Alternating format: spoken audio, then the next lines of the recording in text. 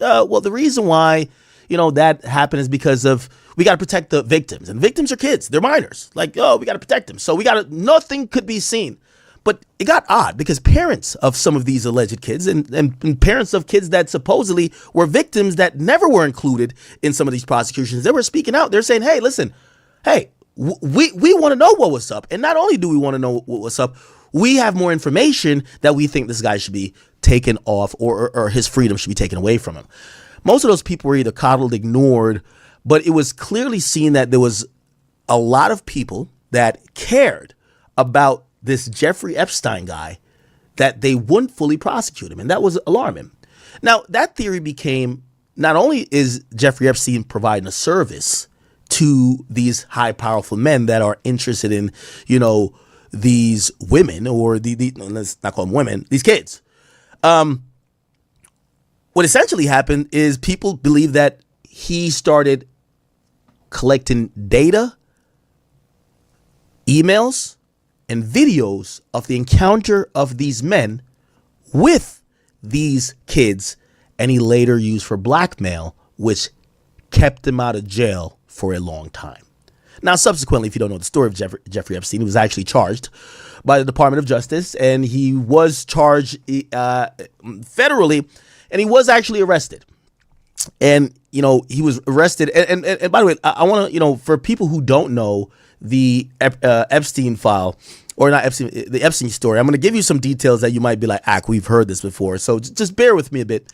But I do want to explain it for if I'm telling you the whole story and if you've never heard of this. So when he got caught in Florida, the case got resolved. They basically gave him a slap on the wrist, right? I forgot if he even had to register as a sex offender, but he had to do some jail time. The jail time he did allowed him to leave the jail. This is serious. This is like no joke. He could leave the jail for up to half the day, as long as it was for work purposes. Basically had a curfew. He still had contact with people in the outside world. He just only couldn't talk to the minors. And essentially was business going on as usual. What person do you know, right? Even subsequently, Harvey Weinstein, like we're talking about billionaires here. Harvey Weinstein, if we're talking about Diddy, anybody else who, if you want to say it's only money that makes his situation different, it's got to be more than money, right? Got to be more than money. So this guy had this really special process. Not only in the courts, but even how he was arrested and dealt with. Never ever sue the driver who crashed into you after a car accident. There's a better way to get compensated that's faster, easier, and could get you way more money without spending years in court or paying expensive lawyers up front. If you've been in a car accident within the past year, even if you were just a passenger, what I'm about to share could save you months of hassle and put tens or even hundreds of thousands more in your pocket. Here's what most people do. They either accept whatever small check insurance sends them, or they hire a lawyer up front and prepare for a long, expensive legal battle. Both options leave you frustrated and underpaid. But some accident victims are discovering a completely different approach, one that could get them 6- or 7-figure settlements without ever suing anyone or stepping into a courtroom. It's called the 2025 Crash Connect Compensation Program, and it was created specifically to help accident victims get maximum compensation without the nightmare of lawsuits, upfront legal fees, or insurance company runarounds. They're currently looking for 10 more car accident victims to try the program at no cost and receive their full compensation quickly. Check in seconds if you qualify for the program by clicking the link around this video and find out if you could be owed a bigger check. Take Derek's experience. Everyone told him suing was his only option to get real money. His lawyer quoted him $8,000 up front and warned the case would take at least a year, maybe longer. Derek decided to check if he qualified for the Crash Connect program first. He received $130,000 in 42 days without suing anyone or paying legal fees up front. Here's how it works. Click the link on this video to access the qualification tool. It led to people speculating there's a cover up here. Eventually got arrested, and before really anything substantial could come out of his cases, and when I mean substantial, like maybe a plea deal where, obviously he wasn't going to get too much favorable shit, but maybe he could be like, hey, listen, I'll tell you all the people who I was helping out, right? It's kind of like, what's the name of that movie where he's like, yo, where it's like it's bigger than Wesley Snipes. He's on the stand. He's like, yo, it's bigger than, what's the fucking saying? I can't remember it. Yeah, I know what I'm talking about. But like, what's the name of that movie? I'm like forgetting it. It's Wesley Snipes. Oh yeah, New Jack City, right? Yeah, and he's like, yo, it's bigger than me, and he basically starts snitching everybody out. They thought Jeffrey Epstein was gonna have a moment like that. Anyway, magically, Jeffrey Epstein, under the supposed watchful eyes of the federal government, or the Bureau of Prisons, actually, in supposedly a 24-hour monitoring situation, right? He was being monitored 24 hours. There was cameras and other things that were, constantly monitoring him. Is it because he's dangerous? Not necessarily. But with some of these things, and they usually put some monitoring on people who are facing life imprisonment without the possibility of parole, because that's automatically candidates for possible suicide. Anyway, despite claiming they had really high surveillance on him while he was locked up, he magically comes up dead. He hung himself, allegedly.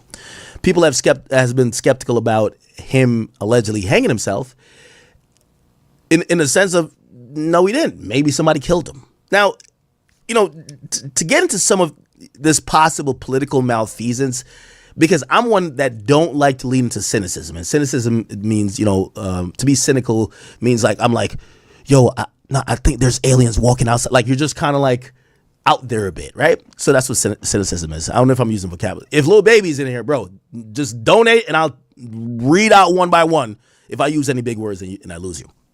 So, or I'll give you the definition. So I'm not someone who leans into cynicism. I'm pretty much a logical person, right? And I usually believe in, oftentimes the easiest explanation is the right explanation is the easiest one, rather than making up random theories. However, this is like really different, and some of this possible, or so people think the government killed him, right? And they're saying that the government figured out how many people were involved, how powerful they are, they killed him. Now, I would not lean into most of this type of theories about political malfeasance that could be used to like say whatever about dude. But it kind of would make sense when you start hearing about the people he used to deal with. The people he dealt with and the people who were his friends ended up ruling the world. They are the modern day biggest figures in life. They have determined the history and the fate of the United States before his death and also after his death. And it would probably be very much in their interest if Jeffrey Epstein was not alive to speak and possibly speak to any type of wrongdoing they may have done. So here we are. We're at a place where there was a bunch of investigation done. They essentially arrested a guy for child sex trafficking. They arrested his wife, Ghislaine Maxwell, for assisting, and they accused him of having a client list, except they didn't want to give us the clients. You, just you, building your app on base 44. Describe it. And it's real. Why? The clients are equally as guilty. Well, the investigation into it have always been kind of fucked up, and there's been a lot of politics with it. It's one of the most political cases we've ever seen. Let me give you an anecdote right before we get into it, and I'll tell you right after the anecdote how we get to this page. By the way, you guys can look up this page. It's called, it's listed on the website justice.gov/Epstein. Justice.gov/Epstein. If you're over 18, you can hit yes, and you can see the same things I'm about to show you. Damn, so what make motherfuckers start getting on it though? Like, it gotta be something really to that shit. Cause I just been blowing past it, so busy worried about like, is there something to this shit for real though? I do want to remind you something, and never think the United States is above any type of action. But if you ever wonder why, how these things could happen, I'm going to use a story that, it hits a little bit close to home for me. But I've heard the story, but this is a true story. And it just shows you how government may play a part in certain shit, but you'll never really find the truth. And I know you're gonna be like, come on, man, not another Jamaican story, but it doesn't matter. So in Jamaica, right, a lot of these politicians were accused of being corrupt in the 90s and this and third. What happened is, so the U.S., just like you know, in Venezuela, we just basically went there, kicked down the door, killed everybody, grabbed the nigga out of his bed. We dropped some bombs, bombed up their shit, and we just left. And we said, yo, y'all pick a new leader, and we better like the new leader. That was kind of bullying. I ain't gonna lie. That was kind of bullying. But I ain't gonna lie. I kind of fuck with it. It's still bullying, though. What the U.S. usually does, because they have interest. We have interest. I mean, you know, we're the U.S., right? Hey, there's an election going on. We interfere with a lot of people's elections, which is kind of hilarious because we were so upset of the thought that Russia was trying to interfere with our elections. Why would you want to interfere with an election? Well, if you could control the perspective or the side or the party that's leading the country, you could get them to do your bidding, or you could get them to basically just, you know, be a shill of yours. What America doesn't lack is money, right? So what they do is they fund other things. Like, you know, we've been accused of funding a proxy war. And I'm using Jamaica here as an example. They've funded politicians' campaigns, right? We know money wins like elections. We've seen in the United States. That's why super PACs and that type of stuff happen. So what used to happen like in the late 90s and 80s is that when the government, who was already fighting a war on drugs, and Caribbean countries were being used by like Colombia and all these other places to land planes that would then take off to Miami and other places, the U.S. government needed to know that these countries, and most of the countries outside of Puerto Rico and St. Thomas, the U.S. Virgin Islands, outside of Puerto Rico and the U.S. Virgin Islands, Man, my fault. This type of shit I'll be off into all those countries at night and shit, bro. I'll be tripping. I know. Damn. What the fuck?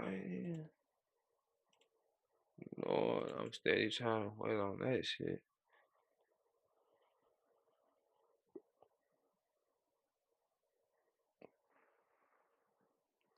I don't know.